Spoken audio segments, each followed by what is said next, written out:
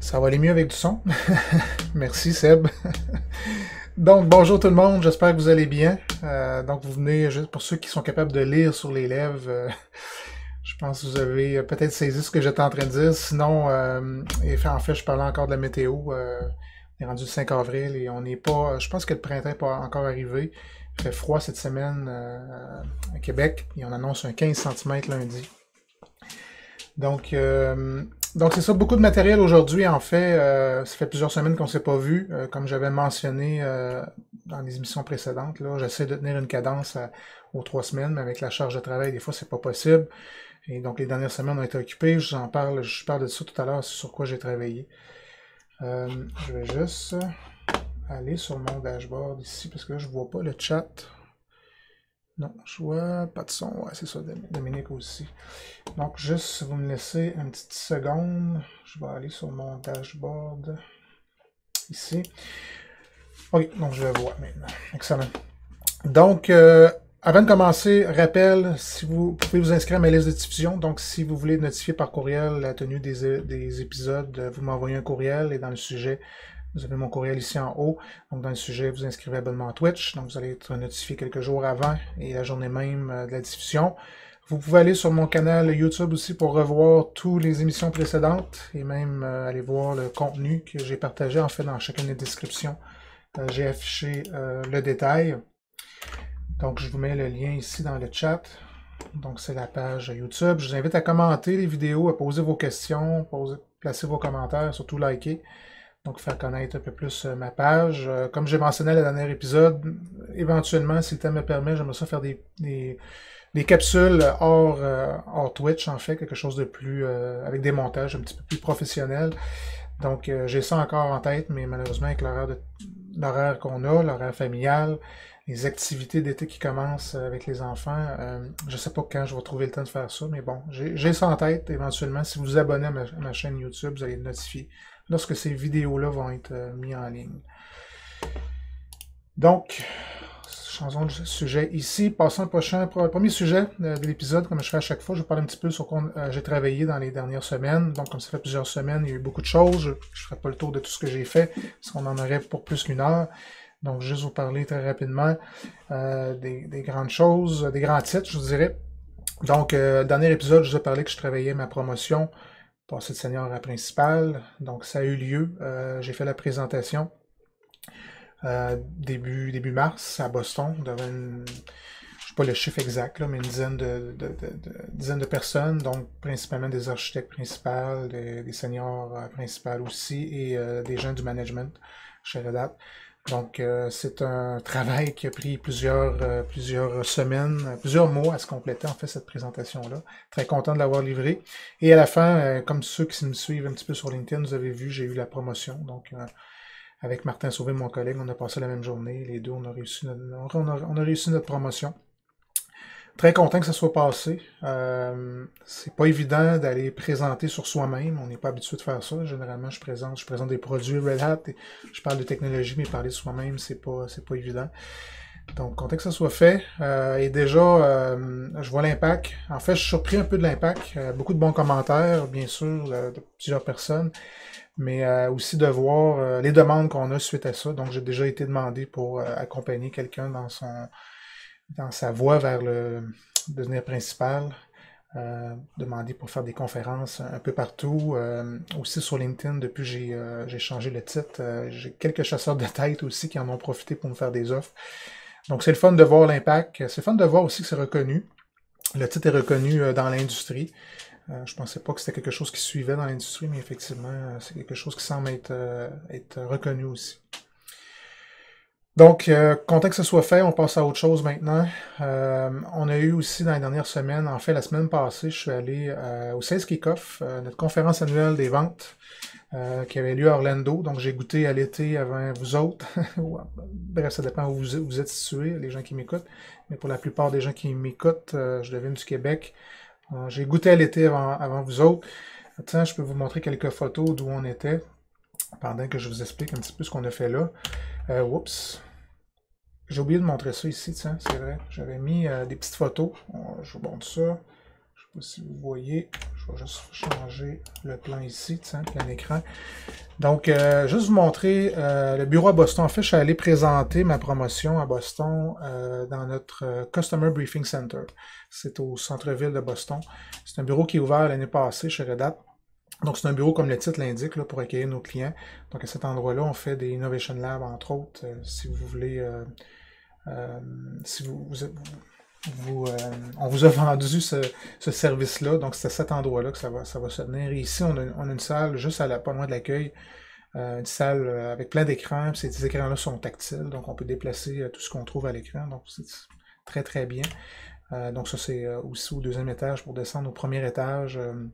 Donc on est sur 2 étages. En fait, je pense qu'on est même sur 3, là, mais en tout cas, j'ai visité les deux étages principaux. Donc vous voyez le look là, à votre gauche ici, c'est vraiment des écrans, là, donc c'est animé, qu'est-ce qui se passe sur ça. Donc super joli bureau. Ici, bon, il y a l'histoire de Boston, mais ici à votre droite, je ne sais pas si vous voyez, il y a une porte. Donc c'est pour cacher quelque chose, ça s'appelle le Speak and Easy, donc c'est un bar qui est caché là. Il y a un petit bar avec un paquet de chapeaux Red Hat au mur. Donc c'était la porte lorsqu'on rentre à l'intérieur. Je n'ai pas mis ça en ordre, là, mais vous pouvez me voir sur la photo, là, mais lorsqu'on rentre ici à l'intérieur, donc c'est cacher un petit peu l'accès au bar. Mais le bar est ici. Ici, c'est le salon. Vous voyez, Martin, on visitait le premier étage. C'est le salon pour l'Innovation Lab. Et on a une petite cuisine. Donc, je pense qu'il y a quelques cuisines dans ce bureau-là, sur ce format-là. Et ici, vraiment, l'Innovation Lab. Donc, c'est là que les travaux se font. On peut écrire sur les murs. Donc, super bien organisé comme bureau. Très moderne. Content de l'avoir vu, j'avais entendu parler, mais je n'avais pas eu la chance de le voir encore, donc j'ai eu cette chance-là. Maintenant, si on revient dans le sud, maintenant à Orlando, le Sales Kickoff, ce que je voulais vous montrer, quelques petites photos ici. Donc je pense qu'il y a pire endroit que ça pour travailler. Donc on a passé la semaine, j'ai passé la semaine avec mes collègues aux ventes. On fait ça annuellement. Depuis, je pense que ça fait 8 ans qu'il y a des sales kick-off chez Red Hat. Les premiers étaient virtuels. Maintenant,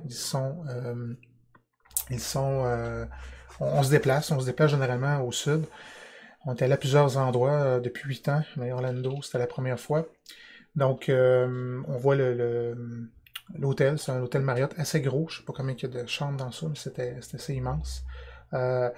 Malheureusement pour nous, on n'a pas pu profiter vraiment de ces sites-là parce qu'on avait des conférences de toute la semaine. Ça commençait lundi midi et ça s'est terminé jeudi après-midi à 3h, 3h30. On a pu profiter vraiment de la piscine vers le jeudi après-midi, 3h30 seulement. Donc ça m'a vu de la chambre. J'étais au 26e étage, vraiment assez impressionnant. L'ascenseur pour nous mener au 26e étage. Donc la première fois, j'ai embarqué à l'intérieur, je suis arrivé le dimanche soir. C'est comme un manège, j'avais presque envie de vomir, je suis très sensible dans les manèges, donc mais je me suis habitué avec la semaine. Donc on voit le vue sur les différents parcs d'Orlando. On voit ici le Disney Spring au fond. Et je crois qu'il y a des parcs de Disney au travers de ça. Je ne pourrais pas tous les identifier, là, mais et je veux juste vous montrer un petit peu ici de quoi ça a l'air, nos rencontres de vente. On est peut-être plus de 2000 à participer à cet événement-là. Donc 2000 personnes aux ventes, c'est beaucoup de monde. Amérique du Sud et Amérique du Nord. Il y avait des gens de l'Europe aussi qui sont venus présenter. Donc, regardez ici, là, je me suis reculé. C'est le premier soir, en fait. Donc, 2000 personnes assis à écouter des présentations toute la semaine. Ça, c'était le soir, vu de mon hôtel.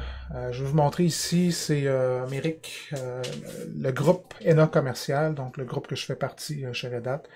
Donc, c'était un peu plus petit, mais quand même assez impressionnant. Là, 8 ans, lorsqu'on a fait ça la première fois, on tenait dans une salle, on devait être une cinquantaine à peu près. Là, le premier Sales Kickoff, j'ai participé. Et on regarde ici, là, on doit approcher juste ENA commercial, on doit approcher pas loin de 1000 personnes. Et un soir, on est sorti, on est allé à Disney Spring, magnifique endroit qui est le House of Blues. On avait réservé le House of Blues au complet pour 2000 personnes. C'était beaucoup de monde dans cette petite bâtisse-là, mais c'était le fun. À Orlando, quelle température qu'il fait? Il fait chaud le jour, mais le soir, c'est frais. Il y a un des soirs qu'on est allé...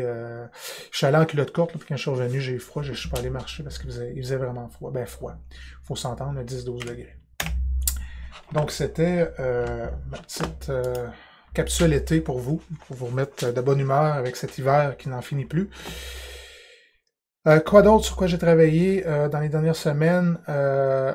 J'ai passé des entrevues pour combler des postes, principalement des postes dans mon équipe, mais je donne toujours un coup de main aussi à l'équipe des consultants. On a plusieurs consultants dans la région de Montréal, aussi au niveau des TAM qui recrutent, donc donner un coup de main à ce niveau-là aussi. Donc ça n'arrête pas, beaucoup de postes à combler. Avec ce qui se passe avec IBM, ça cause un petit peu d'incertitude dans les employés, mais ça ouvre des portes pour d'autres aussi en même temps. Donc, le nombre de personnes qui travaillent chez Red Hat n'a pas diminué. Au contraire, on est resté au même. Sinon, ça a augmenté depuis l'acquisition d'IBM. Mais il y a du roulement. Donc, j'ai participé à certaines entrevues, du moins. Et finalement, on a des Ansible Meetup. Je vais en parler dans la prochaine section des prochains événements à venir. On a des Ansible Meetup qui s'en viennent. Donc, j'ai travaillé à monter ça avec David, entre autres. On a livré des ROG aussi dernièrement, 2 ROG à Québec et à Montréal. Et bien sûr, j'ai des demandes clients qui rentrent, des demandes de partenaires tous les jours. Donc, ce qui fait que j'ai été occupé beaucoup dans les dernières semaines.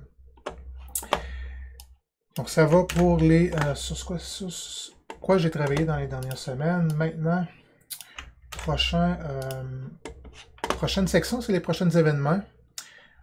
Et tiens, on va aller en plein écran ici. Je vais vous parler du Summit, Red Hat Summit, qui a lieu. Tenez ici. Je vais plutôt aller ici.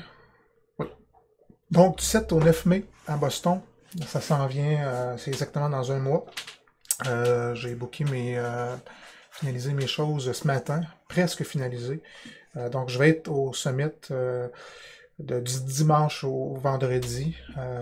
Comme j'avais mentionné dans les précédents épisodes, j'organise un transport de Québec. Donc, si vous êtes de la ville de Québec, vous voulez descendre au Summit, vous voulez vous éviter les coûts de déplacement, envoyez-moi un courriel, ça me fait plaisir de vous voyager.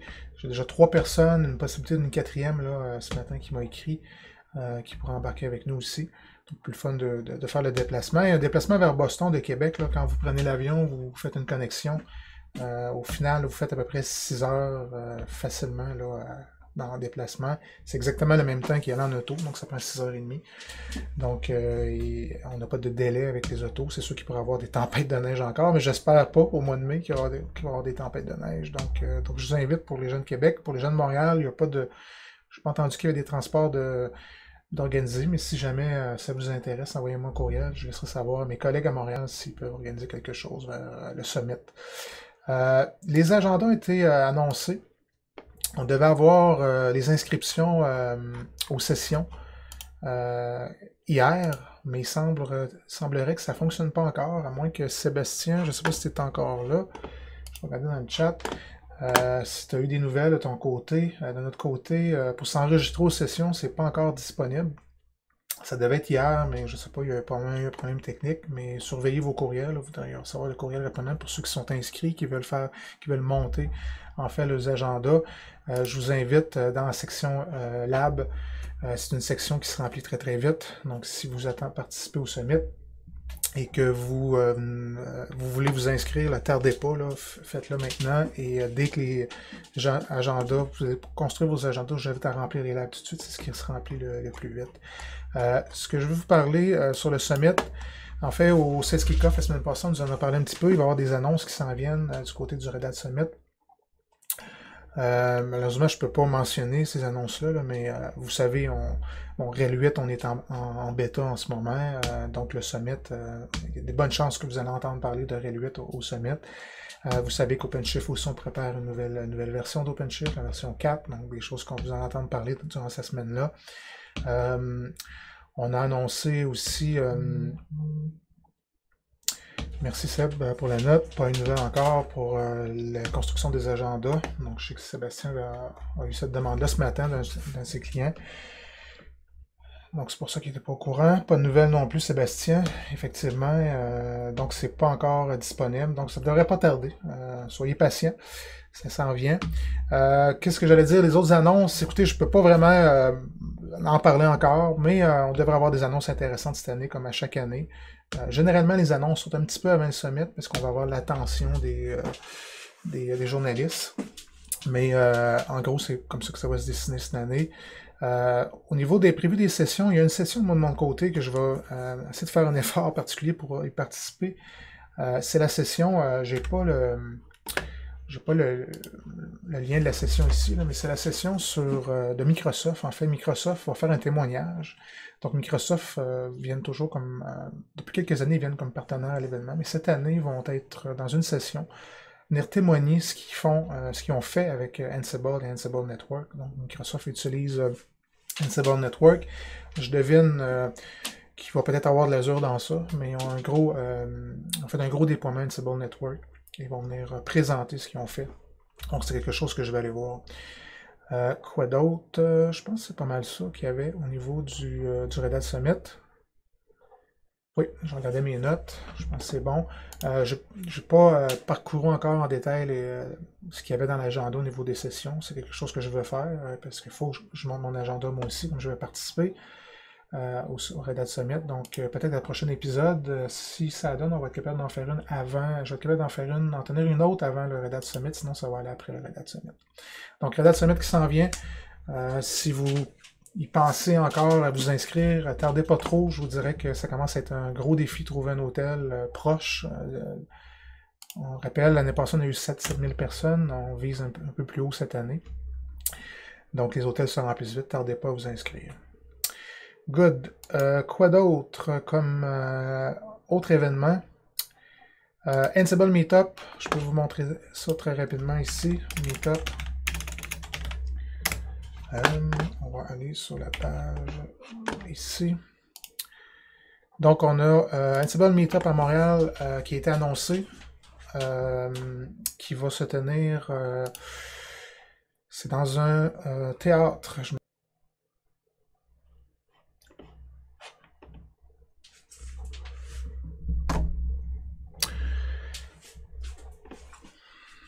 Ok, désolé. Petit problème de connexion, et c'est vraiment, je pense que c'est pas de mon côté, c'est vraiment du côté, je pense, de Twitch qui a eu un petit problème. Donc, je vous reviens.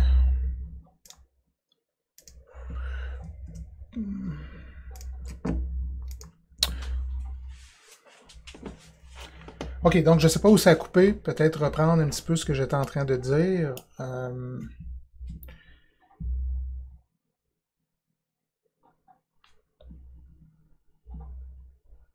Ok. Donc, je présente, on reprend ça. Donc, Red Hat Product Security Risk Report, c'est un rapport qu'on remet à toutes les années sur ce qui se passe avec niveau sécurité du côté Red Hat, avec nos produits.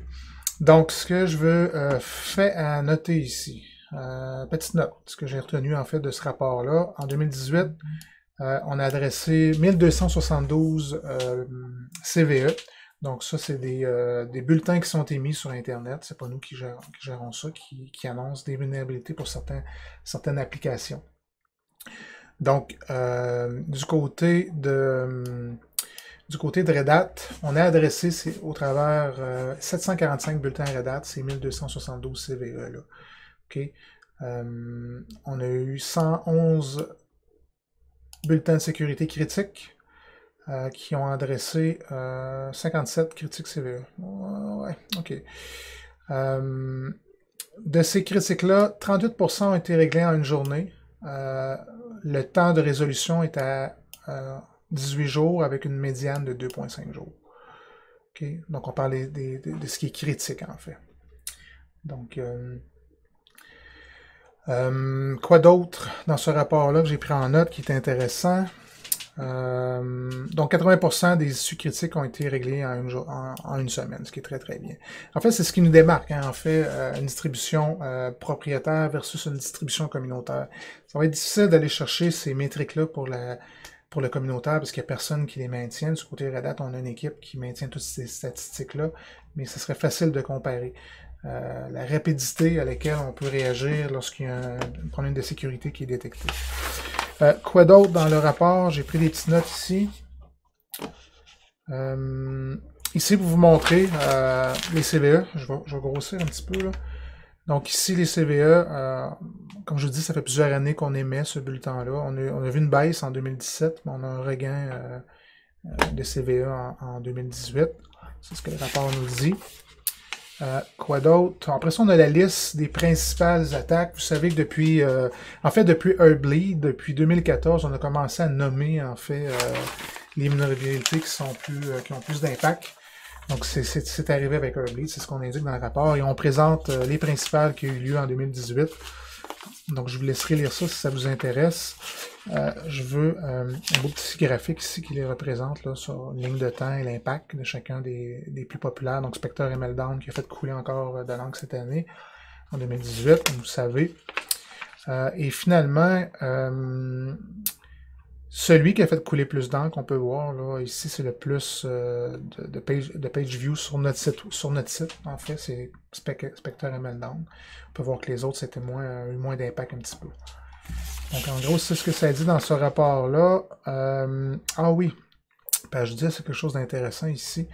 En fait, en 2018, on a investigué plus de 3774 vulnérabilités. OK? Et on en a découlé 1274. Mais juste pour vous montrer la quantité quand même assez impressionnante qu'on traite chez Red Hat. Donc on a une équipe qui travaille là-dessus. C'est ce qui nous différencie encore une fois là, des distributions communautaires. Hein. Ce travail titanesque-là de maintenir la sécurité dans un produit, là, ce n'est pas à négliger. Ah oui, statistique intéressante ici. Le 29% des problématiques qui ont été trouvées sont venus de collègues ou des proches de Red Hat ou des employés de Red Hat, en fait. C'est ce que ça dit. Donc, il y a une portion de ça qui n'a pas été détectée par les communautés, mais par les employés chez Red Hat. Donc, 29, quasiment 30%. Donc, c'est vous montrer comment on est proactif en termes de sécurité chez Red Hat. Donc, c'est le rapport. Donc, j'invite à aller, si vous voulez aller le lire le détail, j'ai mis le lien. C'est un petit rapport que j'aime bien ça regarder chaque année. Donc, prochain sujet, ça c'était une trouvaille. Autre trouvaille, autre discussion. F5, vous avez entendu la nouvelle, ça fait quand même quelques jours que la nouvelle est sortie. Même, je dirais même, on est presque à un mois. Mais j'aime ça, prendre un petit peu de temps, discuter de ça ici. Donc, pour ceux qui ont manqué l'annonce, la F5 a acheté Nginx, qui est un serveur web assez populaire du côté Linux. Beaucoup d'annonces hein, de compagnies qui œuvrent dans le monde propriétaire, qui font des acquisitions dans le monde open source. Donc, c'est super, ça donne la crédibilité encore plus à notre monde. C'est des gros montants. Nginx, là, 770 millions US pour un logiciel. Et à ma connaissance, je sais que la compagnie Nginx offre du support, là, mais ça, je ne sais pas c'est quoi le montant en revenus que Nginx générait, là, mais c'est beaucoup, beaucoup d'argent. Donc avec IBM qui achète Red Hat, F5 qui achète Nginx, on a des grosses annonces de ces compagnies-là propriétaires qui achètent du contenu open source. Donc ça donne la crédibilité tout simplement à ce qu'on fait depuis plusieurs années. Non seulement chez Red Hat, mais vous aussi qui vous impliquez dans l'open source, je devine aussi. Donc c'est de montrer qu'en fait le travail qu'on a fait devient payant finalement. Oui, ici, super, un petit trouvaille, en fait, une petite annonce qu'on a fait il y a quelques jours. Je pense que ça va vous intéresser, ça va intéresser plusieurs personnes d'entre vous. On offre maintenant un essai à notre abonnement Red Hat Learning Subscription. Pour ceux qui ne connaissent pas le Red Hat Learning Subscription, en fait, chez Red Hat, notre modèle, c'est un modèle d'abonnement. On s'abonne. Vous vous abonnez à nos produits, vous recevez du support, sur les certifications, sur la stabilité de ces produits-là. Donc, c'est le même principe. Ce qu'on a voulu faire avec la Learning Subscription, en fait, c'est vous donner accès à pratiquement tous les abonnements, tous les trainings de Red Hat. On parle de plus de 50 cours ici. Il y a un montant associé à ça. Je sais que ce n'est pas tout le monde qui est prêt à faire cet investissement-là, mais le montant et c'est pratiquement le prix d'un cours et demi à peu près. Donc si vous avez l'intention de prendre un cours et demi chez Red Hat, 2 cours peut-être dans l'année, ben, allez-y plutôt que la Learning Subscription, vous allez avoir accès à tous les cours pour une période d'1 an. Donc ce qu'on a fait, voilà, disons un mois là, ici, là, mais voilà quelques semaines, on a annoncé que vous pouvez l'essayer si vous voulez. Je vous invite à le faire, vraiment. Allez prendre cet abonnement qui est gratuit là 16 jours et regardez le contenu qui est là, regardez les vidéos. Il n'y a aucun autre manufacturier qui offre ce qu'on offre au niveau de la formation. Donc ça vaut vraiment la peine, à mon avis. Donc je vous invite à aller faire l'essai de ça. Je vais le mettre dans le chat qui est juste ici. Donc le lien. Pour vous inscrire, en fait, c'est celui-là ici, j'aurais dû prendre. Je ne l'ai même pas essayé.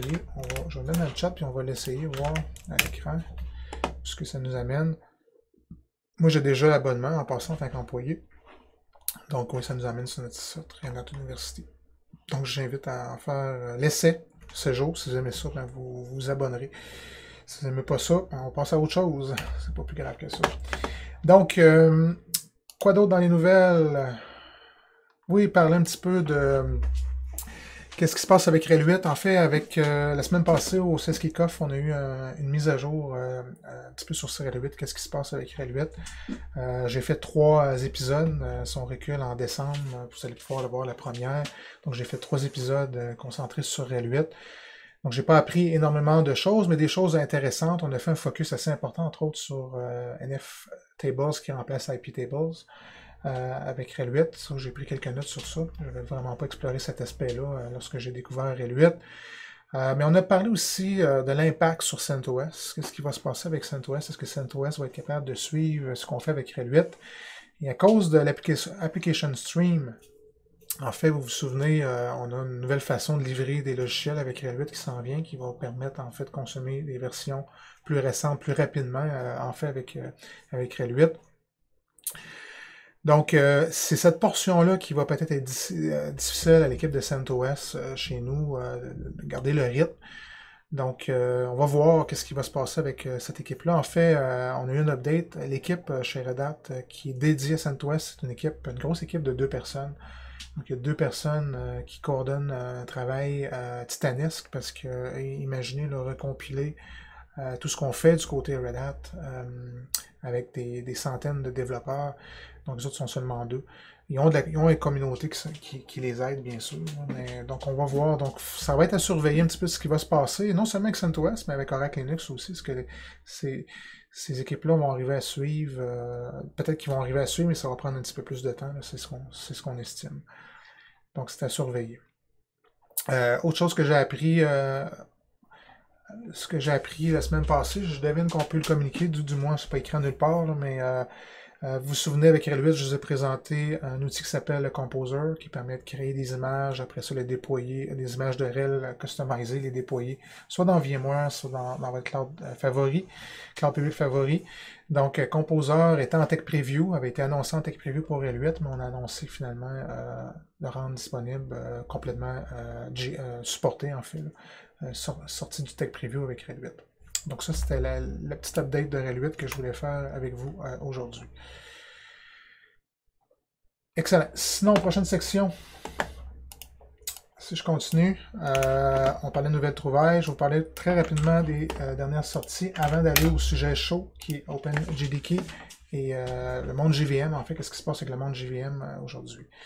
Donc, dernière sortie, je veux vous présenter quelque chose de vraiment cool en préparation pour, en fait, OpenShift 4 qui s'en vient.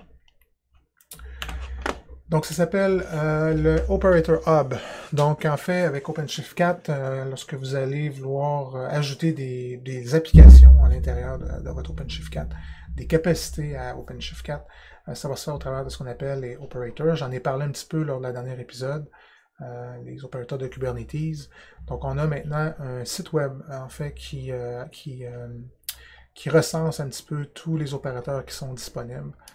Donc, j'invite à aller jeter un œil à ça. Je vais le mettre dans le chat ici, si ça vous intéresse, où on s'en va avec OpenShift. Donc, c'est un petit hub intéressant. Vous allez voir éventuellement avec la sortie d'OpenShift 4, ce hub-là devenir de plus en plus gros. Vous parlez un petit peu maintenant au niveau Java, tant qu'on parlait un petit peu de Java, on va parler de Java dans quelques instants avec OpenJDK, mais vous parlez un petit peu de Quarkus. Qu'est-ce que c'est Quarkus? Je ne sais pas s'il y en a qui ont vu passer cette nouvelle-là dans les dernières semaines chez Red Hat. Quarkus. Donc, c'est une nouvelle plateforme Java, en fait, une nouvelle plateforme Java réactive, en fait, qui permet d'exécuter, en fait, du code Java, spécialement dans un monde Kubernetes, un monde de containers, en fait. Donc, c'est vraiment un framework Java. On peut rouler Java aujourd'hui dans OpenShift, on peut le rouler dans Kubernetes, on peut le rouler dans Docker, mais celui-là va vraiment être optimisé pour rouler à l'intérieur de ce genre d'environnement-là. Et regardez ici, ce que je vais vous montrer, là, c'est pas vraiment un zoom, là, mais le temps de démarrage d'une application Java ici, avec Quarkus. Regardez le temps, là, on parle même pas de... On parle de centièmes de millisecondes pour un démarrage.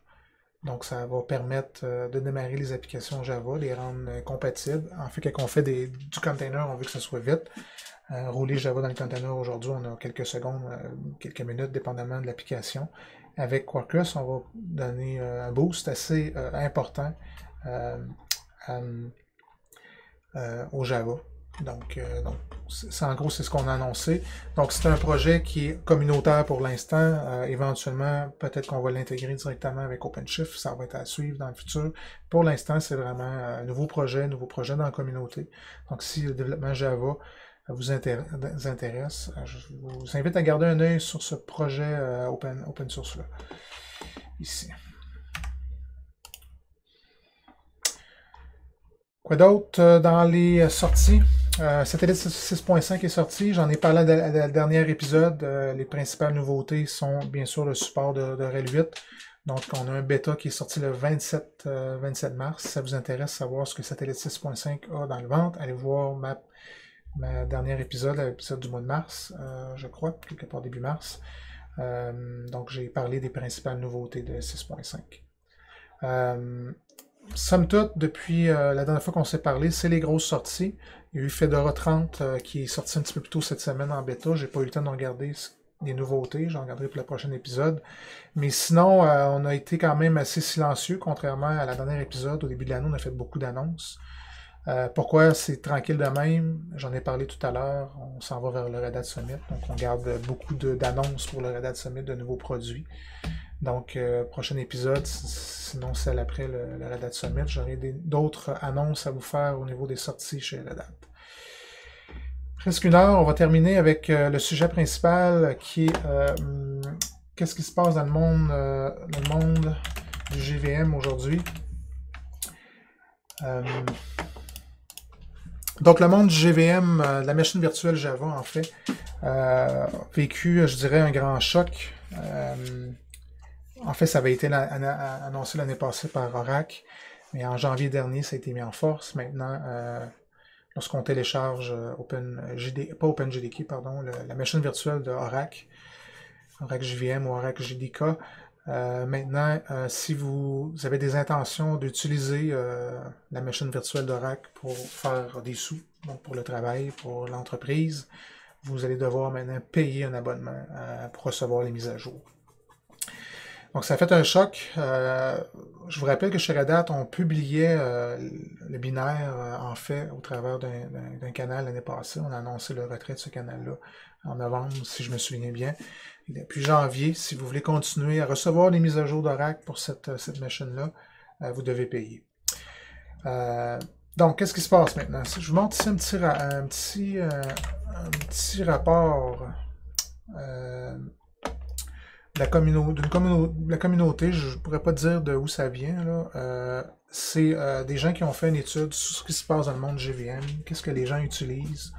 Donc, je vais le mettre dans le chat ici, un rapport super intéressant, si vous êtes intéressé par le développement Java. Je vais vous montrer en fait qu'est-ce qui se passe dans le monde Java aujourd'hui, qu'est-ce que les gens utilisent comme JVM. Et sans aucune surprise, là, OpenJDK détient, Oracle JDK détient 70% des parts de marché. Gardez OpenJDK avec 21, quand même assez intéressant. Tous les autres, là, on se partage les grenailles. J'ai hâte qu'on se revoie dans un an pour discuter de ce rapport-là, parce qu'il y a des très fortes chances que le vert qui est là va prendre de plus en plus d'espace. Puisque maintenant, il faut payer Oracle pour avoir accès aux mises à jour qui est ici. Des mises à jour d'Oracle GDK, pour ceux qui roulent sur des machines Windows, on en reçoit régulièrement. Donc, on devrait voir la tarte, le point de tarte grossir ici. Donc, qu'est-ce qu'on fait? Qu'est-ce que les gens peuvent faire un petit peu pour contrer ça? Pour ceux, première des choses, je vais adresser ça tout à l'heure. Oracle a fourni la liste de prix, en fait, pour le support OpenJDK. Vous allez voir, ça coûte pas... C'est des prix Oracle, c'est des gros prix. Okay? Donc, il faut regarder qu'est-ce qu'on fait. Alors, vous pouvez, si vous voulez construire votre propre JVM, pour ceux qui connaissent un peu ça, je pense que vous allez dire que t'es fou. Effectivement, construire sa propre JVM, c'est plus complexe qu'un OS. Donc, il y en a beaucoup qui se tournent vers OpenJDK. La problématique qu'on entend souvent dans le champ, c'est les gens qui disent « Ouais, mais ça va-tu bien rouler avec OpenJDK? » Alors, sur des sources non sûres, mais des sources que j'ai lues entre autres sur un Reddit et que j'ai lues dans quelques documents, Oracle utiliserait aussi maintenant OpenJDK comme source pour leur machine virtuelle, mais ils vont faire des changements éventuellement pour livrer le binaire. Mais on prétend qu'Oracle utilise maintenant OpenJDK aussi pour partir du moins les nouvelles versions de produits. OpenJDK, en fait, lorsqu'on le développe, c'est une communauté, Red Hat très active dans cette communauté-là. Je n'ai pas trouvé, là. Peut-être qu'on est même les propriétaires de cette communauté open source-là. C'est une bonne question à valider. Donc, OpenJDK, en fait, c'est un projet open source qui respecte, en fait, les normes Java. Donc, on garde, en fait, ce qu'on dit, là, on roule les TCK pour s'assurer qu'OpenJDK est en compliance avec les spécifications Java. Donc, TCK ici, c'est un test qu'on reçoit d'Oracle pour valider, en fait, que ce qu'on roule avec OpenJDK est Java approved, en fait. Donc, est-ce que votre application que vous roulez avec l'environnement Java d'Oracle va rouler dans OpenJDK? Je ne peux pas vous le garantir aujourd'hui, mais il y a des bonnes chances qu'elle fonctionne. Encore là, parce qu'on est certifié et on respecte la norme Java. Donc, l'idéal, c'est de l'essayer, bien sûr. J'ai des clients qui ont fait ce switch-là, ça s'est bien passé. Pour d'autres, ils ont eu à réécrire une portion de leur code. Mais, somme toute, ce que j'entends, c'est bien. Peut-être au niveau des performances un petit peu moins basses, un petit peu moins rapide avec OpenJDK, peut-être un petit peu plus de tweak, mais pour le prix. Je vous rappelle qu'OpenJDK, on le livre avec RHEL, donc vous l'avez, vous êtes supporté. Donc on le livre avec notre produit RHEL et toute la suite middleware, que ce soit JBoss et OpenShift. Si vous voulez obtenir du support OpenJDK pour vos machines Windows, c'est possible. On a annoncé ça tout dernièrement. On offre maintenant le support OpenJDK pour Windows côté Red Hat. On est, je vous dirais, à environ 50, un petit peu plus que 50% du prix de Red Hat. On a fait un article ici que je vous mets dans le chat. Tout le monde est encore là, oui. Donc je vous mets dans le chat ici qui, je peux la mettre à l'écran aussi en même temps. C'est la différence entre OpenJDK et Oracle JDK en fait ici. Quelques intégrations avec des applications Oracle qui vont être problématiques. Somme toute, les fontes aussi ont des fontes propriétaires. Nous, on a des fontes. Si vous roulez avec OpenJDK, vous voyez la différence, là, généralement. Des supports encore. C'est beaucoup d'intégration avec d'autres systèmes. Donc, mais sinon, somme toute, la liste n'est pas astronomique. Okay? Il suffit de regarder si quelque chose là-dedans qui vous affecte. Si ça ne vous affecte pas, ben, essayez avec OpenJDK. Donc, on a fait cet article-là. Et j'avais un autre article, si je me souviens bien, vous montrer. Oui, le support aussi d'OpenJDK. Donc, c'est supporté pleinement par Red Hat. Que vous soyez en Linux ou en Windows. En Windows, ça vous prend un abonnement spécial. Donc, j'ai mis un article ici qui est le Life Cycle et la police de support d'OpenJDK. Donc, voici les versions, l'équivalent de la version en fait d'Oracle. Donc, avec les dates de fin de support et les versions Windows ici, 8 et 11, ici avec les dates. Donc, on a un lifecycle maintenant officiellement pour OpenJDK, autant pour Linux que pour Windows. Donc, super intéressant. Maintenant, si je vous parle un petit peu du prix, la différence, qu'est-ce qu'il y en est. Et je veux dire, j'ai pas pris ça n'importe où. Je l'ai dessus ici. Oui, juste ici. Je vous le montre à l'écran, mais je le mets dans le chat aussi. Donc, on a Oracle a mis en ligne les prix pour le support OpenJDK. J'essaie de zoomer, j'arrive pas. Pourquoi je peux pas zoomer? Ça, d'habitude, il y a un... Ah, il est ici.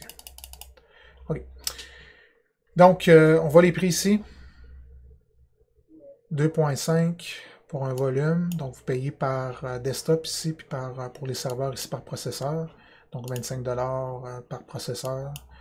23 $ dépendamment de la quantité. Donc, je me suis amusé à faire un petit calcul très rapidement. Ce que ça donne comparé à notre offre chez Red Hat.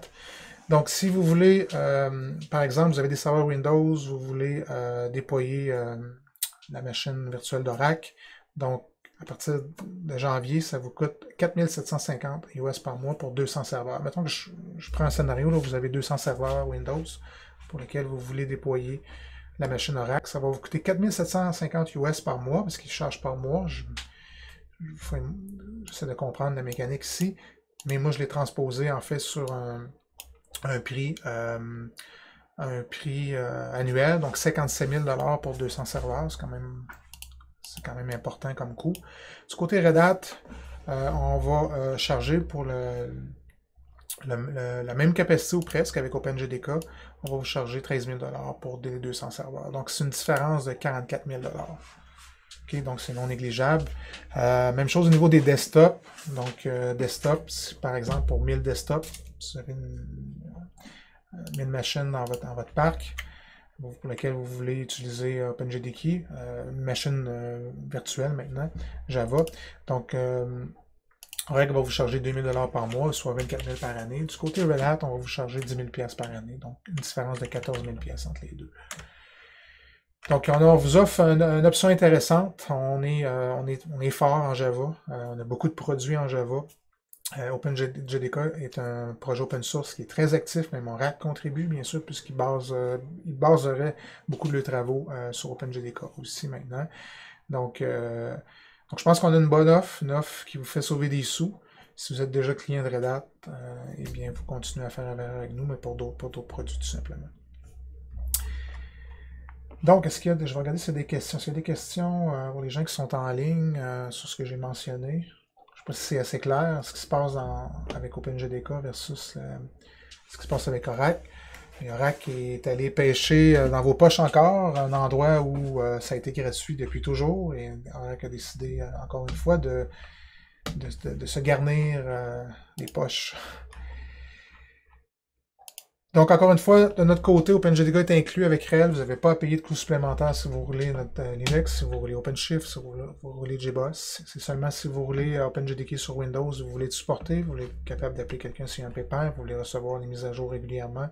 Donc, vous pouvez le faire maintenant avec nous pour même plus que la moitié du coût. Si c'est par serveur, par poste de travail, on est à la moitié, un petit peu plus que la moitié du coût de Oracle. Donc, c'est ce qui conclut l'épisode d'aujourd'hui. Quand même beaucoup de matériel. Prochain épisode, prochaine émission. Comme je vous dis, j'espère en faire une avant le Summit, Red Hat Summit. Si le temps me permet, je vais le faire. Sinon, on va se revoir après le Summit. C'est sûr qu'après le Summit, je vais avoir un paquet de nouvelles à vous passer. Généralement, au Red Hat Summit, quelques jours avant, on a des annonces pendant. Aussi, je vais rencontrer un paquet de monde là-bas, je vais voir un paquet de sessions, donc je vais avoir beaucoup de nouveaux contenus pour vous dans les prochaines semaines. J'espère que vous avez aimé l'épisode d'aujourd'hui. Donc, on se dit à la prochaine, bon week-end, à la prochaine, bye bye.